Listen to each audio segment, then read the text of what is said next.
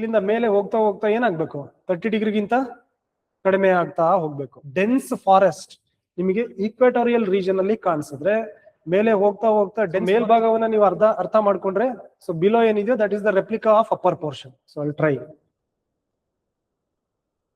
So ecosystem ನಲ್ಲಿ ಇಷ್ಟೊತ್ತು ಏನ್ ಡಿಸ್ಕಸ್ ಮಾಡಿದ್ವಿ ಅದು ಒಂದು. ಲಾಸ್ಟ್ ಅಲ್ಲಿ we have discussed about ecotone ಮತ್ತೆ ನಿಶ್. ಇದರ ಮೇಲೆ ಎಕ್ಸಾಮ್ ನಲ್ಲಿ ಕ್ವೆಶನ್ಸ್ ಬಂದಿದೆ, ಅದನ್ನು ಡಿಸ್ಕಸ್ ಕೂಡ ಮಾಡ್ತೀನಿ ನಾನು. So that was the end of ecosystem. So ecosystem ಆದ್ಮೇಲೆ ನೆಕ್ಸ್ಟ್ ಪಾರ್ಟ್ ಯಾವ್ದಿದೆ? ಬಯೋಮ್ಸ್. ಸೊ ಅದರ ಜಸ್ಟ್ ಒಂದು ಐಡಿಯಾವನ್ನ ತಗೊಂಡು ಸೊ ವಿಲ್ ಸ್ಟಾಪ್. ಸೊ ಯಾವ ಯಾವ ಟೈಪ್ಸ್ ಆಫ್ ಬಯೋಮ್ಸ್ ಇದೆ ಅದನ್ನ ನಾಳೆ ಡಿಸ್ಕಸ್ ಮಾಡ್ತೀನಿ. ಓಕೆ. ಸೊ ಮೇನ್ ಆಗಿ ಬಯೋಮ್ಗಳು ಅಂತ ಕರಿತೀವಿ. Last part of ecosystem. ಇದನ್ನ ಭೂ ಪರಿಸರ ವ್ಯವಸ್ಥೆ ಅಂತ ಹೇಳಿ ಕರಿತೀವಿ. ಭೂ ಪರಿಸರ ವ್ಯವಸ್ಥೆ ಇಟ್ಸ್ ವೆರಿ ವೆರಿ ಈಸಿ. ಇಲ್ಲಿ ಕಾಣಿಸ್ತಾ ಇದೆಯಾ? ಸೊ ಮೇನ್ ಆಗಿ we have different types. Correct. So ಎಲ್ಲ ಇಂಗ್ಲಿಷ್ ಅಲ್ವಾ? ಸೊ ಹಾಗಾಗಿ ಟ್ರಾಪಿಕಲ್ ರೀಜನ್ ನಮ್ಮ ಇಂಡಿಯಾ ಬರುತ್ತಲ್ವಾ? So Indian range tropical region, tropic of cancer ಮತ್ತೆ ಟ್ರಾಪಿಕ್ ಆಫ್ ಕ್ಯಾಪ್ರಿಕಾನ್, ಆ ಪೋರ್ಷನ್ ಒಂದು. Then you have temperate regions, ಅದಕ್ಕಿಂತ ಸ್ವಲ್ಪ ಮೇಲ್ಭಾಗ. ಸೊ ಅದಕ್ಕಿಂತ ಮೇಲ್ ಹೋದ್ರೆ ಸಬ್ ಆರ್ಕಟಿಕ್ ರೀಜನ್ಸ್, ಮೇಲೆ ಹೋದ್ರೆ ಆರ್ಕಟಿಕ್ ರೀಜನ್ಸ್. ಸೊ ಇದನ್ನ ನೀವು ಅರ್ಥ ಮಾಡ್ಕೊಳ್ಳುವಾಗ, ಎಸ್ಪೆಷಲಿ ಬಯೋಮ್ಸ್ ಅನ್ನ ಅರ್ಥ ಮಾಡ್ಕೊಳ್ಳುವಾಗ ಸ್ಪೆಷಾಲಿಟಿ ಆಫ್ ಬಯೋಮ್ಸ್ ಮೇನ್ ಆಗಿ ನೆನ್ಪಿಟ್ಕೊಂಬಿಡಿ. ಫಸ್ಟೇ ಹೇಳ್ಬಿಡ್ತೀನಿ, ಸ್ಪೆಷಾಲಿಟಿ ಆಫ್ ಬಯೋಮ್ಸ್ ಮೇನ್ ಆಗಿ ನೆನ್ಪಿಟ್ಕೊಂಬಿಡಿ. ಫಸ್ಟೇ ಹೇಳ್ಬಿಡ್ತೀನಿ, ಬಯೋಮ್ಸ್ ಅಂತ ಹೇಳಿದ್ರೆ it is a separate type of environment ಅಥವಾ separate type of climate. So ಯಾವ ಯಾವ ಕ್ಲೈಮೇಟ್ ನಲ್ಲಿ ಈ ರೀತಿಯಾಗಿರೋ ಬಯೋಮ್ಸ್ ಭೂಮಿಯ ಯಾವ ಭಾಗದಲ್ಲಿ ನೋಡೋದಕ್ಕೆ ಸಿಗತ್ತೆ, in which place. So you can see these type of biomes. First point. Second point, ಈ ಬಯೋಮ್ಸ್ ನಲ್ಲಿ ಇರುವಂತ ಸ್ಪೆಷಾಲಿಟಿ ಅಂದ್ರೆ ಟೆಂಪರೇಚರ್ ಎಷ್ಟಿರತ್ತೆ ಅದು ನಿಮಗೆ ಗೊತ್ತಾಗ್ಬೇಕು. ಸೊ ಅದಾದ್ಮೇಲೆ ನಿಮಗೆ ರೈನ್ಫಾಲ್ ಎಷ್ಟಿರತ್ತೆ ಅದು ಗೊತ್ತಿರ್ಬೇಕು. We have so many different types of biomes, but ಎಲ್ಲದರಲ್ಲೂ ಇದಿಷ್ಟು ಕಾಮನ್. ಅದರಲ್ಲಿ ಇರುವ special floras, that means plants, ಯಾವ್ಯಾವ ರೀತಿ ಗಿಡಗಳು ಸಸ್ಯಗಳು ನಿಮಗೆ ನೋಡೋದಕ್ಕೆ ಸಿಕ್ಕತ್ತೆ. What are the different types of fauna, animals ನಿಮಗೆ ಯಾವ ರೀತಿ ನೋಡೋದಕ್ಕೆ ಸಿಕ್ಕತ್ತೆ. ಇದಿಷ್ಟರ ಮೇಲೆನೆ the entire biome chapter is depending. ಕರೆಕ್ಟಾ? ಭೂಮಿಯ ಯಾವ ಪ್ರದೇಶದಲ್ಲಿ ಇದು ನೋಡೋದಕ್ಕೆ ಸಿಗತ್ತೆ. So you can see here. ಅದನ್ನು ಕೂಡ ನಿಮಗೆ ಒಂದ್ಸಲ ತೋರಿಸ್ಬಿಡ್ತೀನಿ ಇಲ್ಲಿ. So this I have taken from NCERT. I am sorry, ಒಂದು ಸ್ಟ್ಯಾಂಡರ್ಡ್ ಬುಕ್ ಇದೆ, ಸೊ ಅದರಿಂದ ತಗೊಂಡಿರುವಂತದ್ದು. ಇಲ್ಲಿ ಕಾಣಿಸ್ತಾ ಇದೆಯಾ?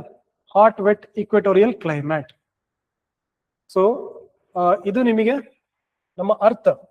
ಸೊ ಕಂಪ್ಲೀಟ್ ಇಷ್ಟಿದೆ. ಸೊ ಅರ್ತ್ ನಲ್ಲಿ I have taken this part. So ಇದನ್ನ ನಾನು ಕಂಪ್ಲೀಟ್ ಆಗಿ ಒಂದು ಶೀಟ್ ತರ ಮಾಡಿದ್ದೀನಿ. ಸೊ ಈ ರೀತಿ sheet. So this is 0 degree. So here you have 90 degree. So ಮೇಲ್ಭಾಗವನ್ನ ನೀವು ಅರ್ಥ ಮಾಡ್ಕೊಂಡ್ರೆ ಸೊ ಬಿಲೋ ಏನಿದೆಯೋ that is the replica of upper portion ಅಲ್ವಾ? ಸೊ ಇಲ್ಲೂ ಕೂಡ ಸೇಮ್ ಇರುತ್ತೆ. ಸೊ ಹಾಗಾಗಿ we are trying to understand from equator. So above the equator. ಸಾಮಾನ್ಯವಾಗಿ ಬಿಲೋ ದ ಇಕ್ವೆಟರ್ ನಾವು ಸ್ಟಡಿ ಮಾಡಲ್ಲ. ಯಾಕೆ ಹೇಳಿ? ಅನಿಮಲ್ಸ್ ಆಗ್ಲಿ ನಿಮಗೆ ಪ್ಲಾಂಟ್ಸ್ ಆಗ್ಲಿ ಹೆಚ್ಚಾಗಿ ಸಿಗುವಂತದ್ದು above the equator region. So below the equator ನಿಮಗೆ ಕಡಿಮೆನೆ ಇರೋದು, ಬಟ್ ದ ಕ್ಯಾರೆಕ್ಟರ್ ಮತ್ತೆ ಕ್ಲೈಮೇಟ್ ರಿಮೈನ್ಸ್ ಸೇಮ್. ಕ್ಲಿಯರಾ? ಸೊ ಇಲ್ಲಿ ಹಾಟ್ ವೆಟ್ ಇಕ್ವೆಟೋರಿಯಲ್ ಕ್ಲೈಮೇಟ್ ಇದೆ. ಎಲ್ಲಿಂದ ಎಲ್ಲಿವರೆಗೂ ಇದೆ? Up to 10 degree. ಮೇಲೆ ಎಲ್ಲೂ ಈ ಕ್ಯಾರೆಕ್ಟರ್, ಈ ರೀತಿಯ ಕ್ಲೈಮೇಟ್ ವೆದರ್ ಕಂಡೀಷನ್ ನೋಡೋದಕ್ಕೆ ಸಿಕ್ಕಲ್ಲ. ಇಲ್ಲಿರುವಂತ ಪ್ಲಾಂಟ್ಸ್ ಬೇರೆ ಕಡೆ ಕಾಣಿಸಲ್ಲ. ಇಲ್ಲಿರುವಂತ ಅನಿಮಲ್ಸ್ ಬೇರೆ ಕಡೆ ಕಾಣಿಸೋದಕ್ಕೆ ಸಾಧ್ಯ ಇಲ್ಲ. ಇಲ್ಲಿರುವಂತ ಸಾಯಿಲ್ ಬೇರೆ ಕಡೆ ಕಾಣಿಸೋದಿಲ್ಲ. ಇಲ್ಲಿರೋ ಟೆಂಪರೇಚರ್ ಬೇರೆ ಕಡೆ ಕಾಣಿಸೋದಿಲ್ಲ. ಇಲ್ಲಿರುವ ರೈನ್ಫಾಲ್ ಬೇರೆ ಕಡೆ ಕಾಣಿಸೋದಿಲ್ಲ. So each and every part ಏನಿದೆಯೋ type of biome use unique. ಇಷ್ಟು ಬಯೋಮ್ಸ್ ಅಲ್ಲಿ we are discussing all these 5 points. So ಮುಂಚೆನೆ ಹೇಳ್ಬಿಟ್ರೆ so you will start to predict. ನೀವೇ ಪ್ರೆಡಿಕ್ಟ್ ಮಾಡೋದಕ್ಕೆ ಸ್ಟಾರ್ಟ್ ಮಾಡ್ಬೋದು. ನೀವೇ ಯಾವ ರೀತಿ ಯೋಚನೆ ಮಾಡಬೇಕು ಅನ್ನೋದಕ್ಕೆ ಐಡಿಯಾ ಕೂಡ ಕೊಡ್ತೀನಿ. ನೀವೇ ಹೇಳ್ಬೇಕು ನನಗೆ. So I will give you an idea, brief ಐಡಿಯಾನ ಕೊಡ್ತಾ ಹೋಗ್ತೀನಿ. ಸೊ ಅದನ್ನ ಹೇಳ್ಬಿಟ್ಟು ವಿ ವಿಲ್ ಸ್ಟಾಪ್ ಟುಡೇ. ಇದನ್ನೇ ತಗೊಳ್ಳೋಣ. So what I said,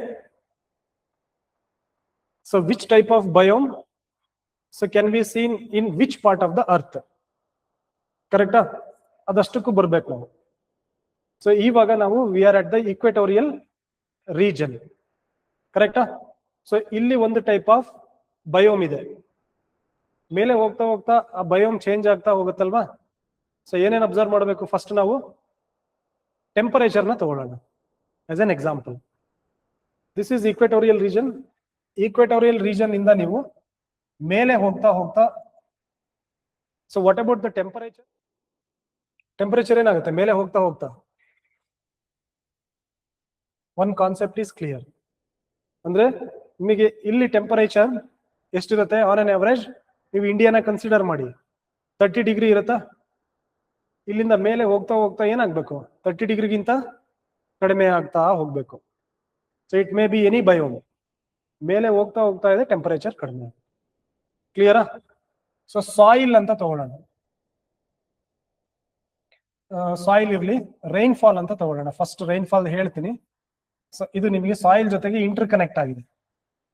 rainfall, so equatorial region ಇಂದ ಮೇಲೆ ಹೋಗ್ತಾ ಹೋಗ್ತಾ, ಸೊ ರೈನ್ಫಾಲ್ ಈಕ್ವೆಟೋರಿಯಲ್ ಅಲ್ಲಿ ಜಾಸ್ತಿ ಇರುತ್ತಾ ಅಥವಾ ನಿಮಗೆ ಪೋಲಾರ್ ರೀಜನ್ಸ್ ಅಲ್ಲಿ ಜಾಸ್ತಿ ಇರುತ್ತಾ?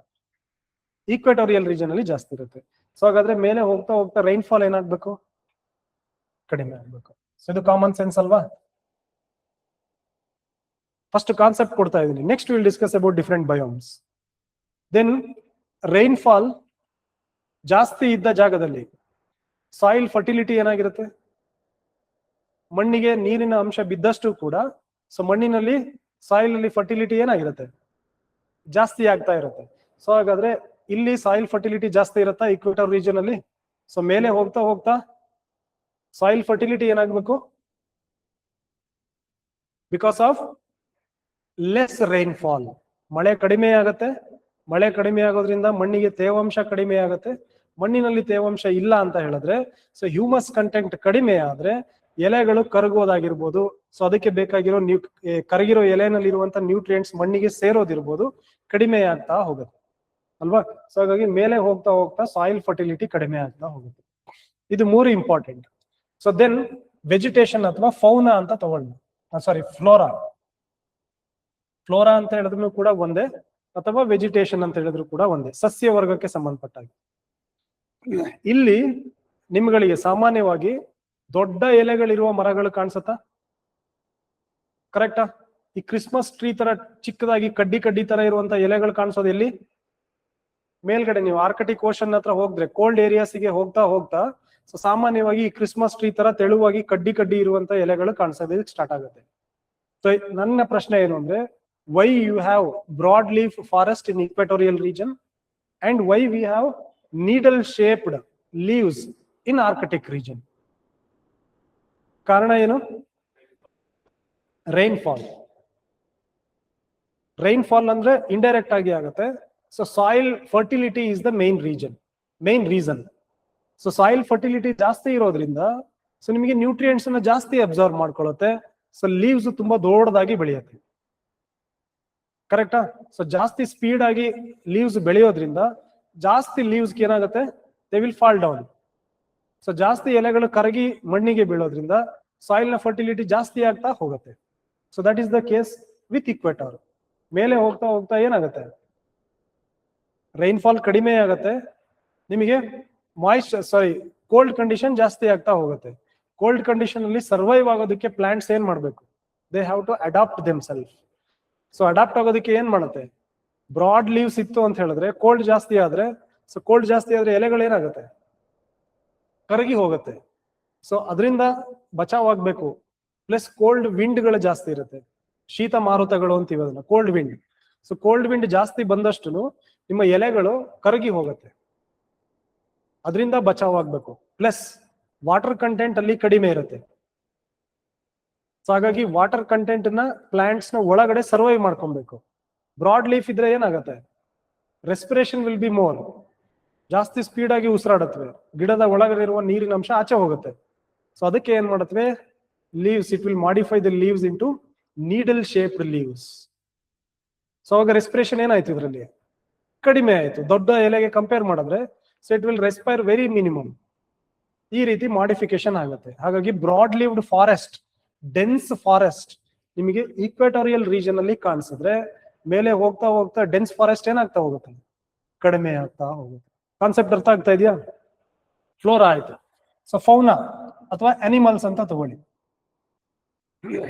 ಅನಿಮಲ್ಸ್ ನ ನೀವು ತಗೊಂಡ್ರೆ ಎಲಿಫ್ಯಾಂಟ್, ಈ ತರ ದೊಡ್ಡ ದೊಡ್ಡ ಅನಿಮಲ್ಸ್, ಲಯನ್, ಚೀತಾ, ಕ್ರಾಕೊಡೈಲ್ಸ್, ಇದೆಲ್ಲ ನಮಗೆ ಎಲ್ಲಿ ನೋಡೋದಕ್ಕೆ ಸಿಕ್ಕತ್ತೆ ಅಲ್ವಾ?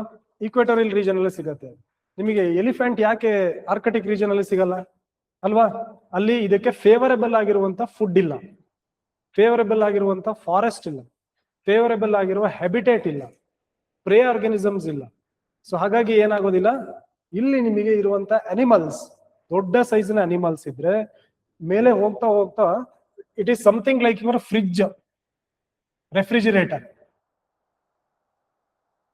ಸೊ ರೆಫ್ರಿಜಿರೇಟರ್ ಒಳಗಡೆ ಇರಬೇಕು ಅಂದ್ರೆ ಏನಿರ್ಬೇಕು, ಅಲ್ಲಿರೋ ಪ್ರಾಣಿಗಳಿಗೆ ಮೈಯ ಮೇಲೆ ಅಬೌವ್ ದ ಬಾಡಿ ಥಿಕ್ ಆಗಿರುವಂತ ಕ್ಯೂಟಿಕಲ್ ಇರಬೇಕು, ಫ್ಯಾಟ್ ಕಂಟೆಂಟ್ ದಪ್ಪ ಇರಬೇಕು. ಬಾಡಿ ದೊಡ್ಡದಾಗಿದ್ರೆ ಏನಾಗುತ್ತೆ, ಬಾಡಿನಲ್ಲಿ ಸ್ವೆಟ್ ಜಾಸ್ತಿ ಹೋಗುತ್ತಾ? ಸ್ವೆಟ್ ಜಾಸ್ತಿ ಹೋದಾಗ ವಾಟರ್ ಕಂಟೆಂಟ್ ಕಡಿಮೆ ಆಗುತ್ತೆ. ಪ್ಲಸ್ ಕೋಲ್ಡ್ ನ ತಡಿಬೇಕು ಅಂತ ಹೇಳಿದ್ರೆ ಬಾಡಿ ತುಂಬಾ ಚಿಕ್ಕದಾಗಿರ್ಬೇಕು. ದೊಡ್ಡ ಬಾಡಿ ಇದ್ರೆ ಫುಲ್ ಬಾಡಿಗೆ ಕೋಲ್ಡ್ ಆಗುತ್ತೆ. ಸೊ ಹಾಗಾಗಿ ನಿಮಗೆ ಚಿಕ್ಕ ಚಿಕ್ಕ ಪ್ರಾಣಿಗಳು ಮೇಲೆ ಹೋಗ್ತಾ ಹೋಗ್ತಾ ಜಾಸ್ತಿ. And there adaptation is very different. ಬಾಡಿಯ ಮೇಲೆ ದಪ್ಪ ದಪ್ಪ ಕೂದಲಿರುತ್ತೆ, ಸೊ ಥಿಕ್ ಫ್ಯಾಟ್ ಇರುತ್ತೆ, ಬಾಡಿ ಸೈಜ್ ಚಿಕ್ಕದಿರುತ್ತೆ. ಸೊ ಇದೆಲ್ಲವೂ ಕೂಡ ಅಡಾಪ್ಟೇಷನ್. ಸೊ ಜಸ್ಟ್ ನಾನು ಇವತ್ತು ಏನ್ ಹೇಳಿದ್ದೀನಿ ಅಂದ್ರೆ, just I have given the concept. So ನಾಳೆ ಇದ್ರ ಬೇಸಿಸ್ ಮೇಲೆನೆ we will discuss very different types of biomes through out the. ಸೊ ಆವಾಗ ನೀವೇ ಆನ್ಸರ್ ಮಾಡ್ತೀರಾ. So definitely you are going to answer me. Savanna ಅಂದ್ರೆ ಹೇಳ್ಬೋದಾ, ಈಗ ಇಲ್ಲಿ ಮಳೆ ಎಷ್ಟಿರುತ್ತೆ, ಸವನ್ನ ಬರೋದಕ್ಕೆ ಕಾರಣ ಏನು, why it does not contain dense forest, why it contains grass land, ಇದಿಷ್ಟನ್ನ ನಿಮ್ಮ ಕೈಯಿಂದನೇ ಆನ್ಸರ್ ಮಾಡಿಸ್ತೀನಿ ನಾಳೆ. So for that purpose I have given the concept. ಅರ್ಥ ಆಗತ್ತಾ? ಸೊ ಈಕ್ವೇಟರಲ್ ರೀಜನ್ ಇಂದ ಮೇಲೆ ಹೋಗ್ತಾ ಹೋಗ್ತಾ we are going to discuss tropical rain forest, temperate rain forest, taiga, tundra, Sudan type ಇದೆ, ಸವನ್ನಾ ಟೈಪ್ ಇದೆ, ಸ್ಟೆಪ್ಪೀಸ್ ಟೈಪ್ ಇದೆ, Mediterranean type ಇದೆ. We have more than 5 to 6 different types of biomes. So that we will discuss tomorrow. Done? Thank you. Paper maybe nale discuss tomorrow. 7 agidella.